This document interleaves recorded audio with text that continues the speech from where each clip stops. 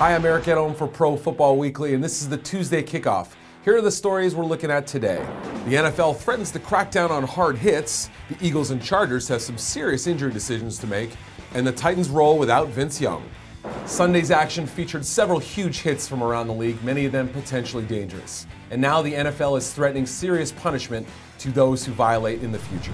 Ray Anderson, the NFL's Vice President of Football Operations, said the league will continue to enforce Rule 12, Section 2, and Article 8, which deals with unnecessary roughness in the game.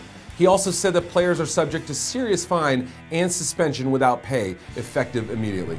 Among the biggest hits of the weekend, Eagles wide receiver DeSean Jackson getting knocked out of the game by Falcons cornerback Donte Robinson.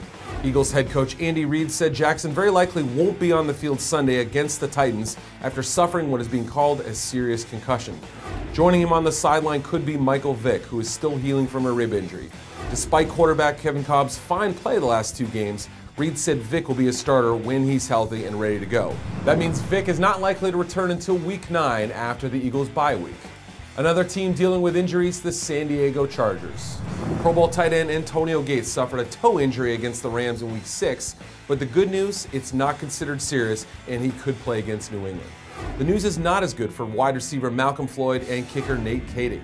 Floyd, the fourth leading receiver in the NFL, is all but certain to miss Sunday with what's being called a hamstring strain. And Kaeding, who tweaked his groin, also looks unlikely to go Sunday. So the Chargers might have to rent a kicker for the week. It became a battle of attrition on Monday night as both starting quarterbacks got knocked out of the game. Vince Young sprained his knee and David Garrard suffered a concussion, but Kerry Collins came in to lead the Titans to the 30-3 victory.